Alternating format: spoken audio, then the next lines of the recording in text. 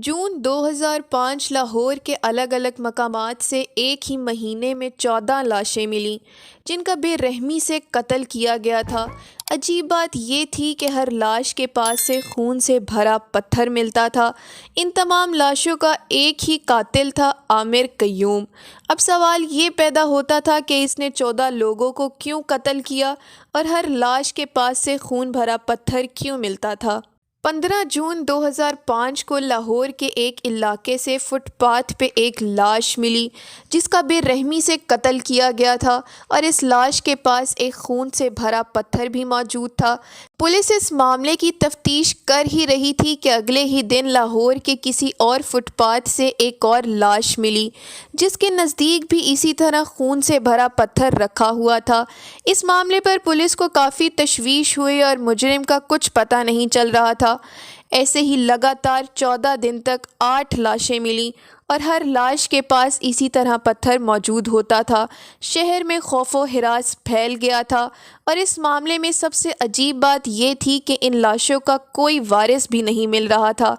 Police نے مجرم سے زیادہ فوکس ان لاشوں کے وارثوں کو ڈھونڈنے میں کیا تاکہ پتہ لگایا جا سکے کہ یہ کون لوگ ہیں اور ان کو کس نے قتل کیا ہے۔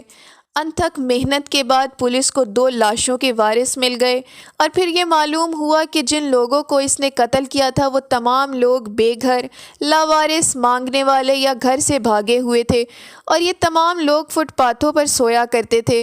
اب معاملہ اور بھی پیچیدہ ہو گیا تھا کہ ان بے گھر لوگوں سے کسی کی کیا دشمنی ہو سکتی ہے؟ آخر کوئی ان کو اتنی بے رحمی سے کیوں قتل کرے گا؟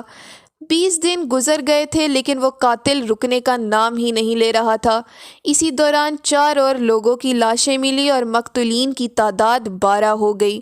شہر میں خوف و ہراس کا یہ عالم تھا کہ مانگنے والے اور نشئیوں نے فٹ پاتھ پر سونا چھوڑ دیا تھا اور اب یہ معاملہ میڈیا پر بھی آ گیا تھا اور شہر میں ہر کوئی اسی قاتل کے بارے میں تبصرہ کر رہا تھا۔ 10 جولائی کی رات جب عامر قیوم ایک اور شخص کو مار رہا تھا تو ایک سیکیورٹی گارڈ نے اسے دیکھ لیا۔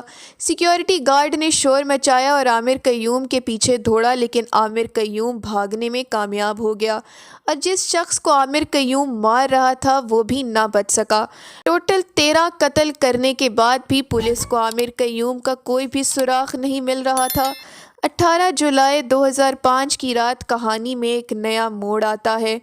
اس رات جب عامر قیوم ایک اور شخص کو قتل کر کے بھاگ رہا ہوتا ہے تو وہ لوگوں کے ہتھے چڑھ جاتا ہے۔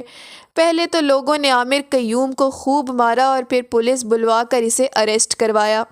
پولیس نے جب عامر قیوم کی فیملی سے پوچھ تاچھ کی تو پتہ چلا کہ عامر بچپن سے ہی ایک دماغی بیماری میں مبتلا ہے۔ اس کو چھوٹی چھوٹی باتوں پر غصہ آتا تھا اور کئی بار اس نے غصے میں آ کر اپنے سگے بہن بھائیوں کو بھی مارنے کی کوشش کی تھی، جس کی وجہ سے عامر کے گھر والوں نے اس کو گھر سے نکال دیا تھا۔ اس کے بعد عامر اپنے چچا کے پاس رہنے لگ گیا تھا۔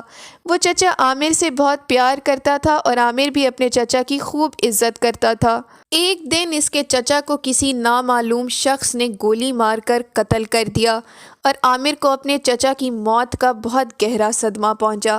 پھر اس نے اپنے چچا کی موت کا بدلہ لینے کا سوچا لیکن اس کو یہ معلوم نہیں تھا کہ اس کے چچا کو کس نے قتل کیا تھا، اسی لیے وہ اپنا غصہ ان فٹ پاتھ پر سونے والے مظلوم لوگوں کو مار کر نکالتا تھا۔ پولیس نے اسے پوچھا کہ تم قتل کسی اور چیز سے بھی کر سکتے تھے لیکن ہر بار ایک پتھر ہی کا استعمال کیوں کرتے تھے اور پتھر کو لاش کے پاس چھوڑ کر کیوں جاتے تھے؟ تو عامر کا کہنا تھا کہ جب ہتھیار سڑک پر موجود ہیں تو میں ہتھیار خریدنے میں اپنے پیسے کیوں خرچ کروں؟ عامر کا مزید کہنا تھا کہ اگر یہ ہتھیار فٹ پاتھ پر نہ پڑے ہوتے تو شاید میرے لیے ان 14 لوگوں کا قتل کرنا مشکل ہو جاتا۔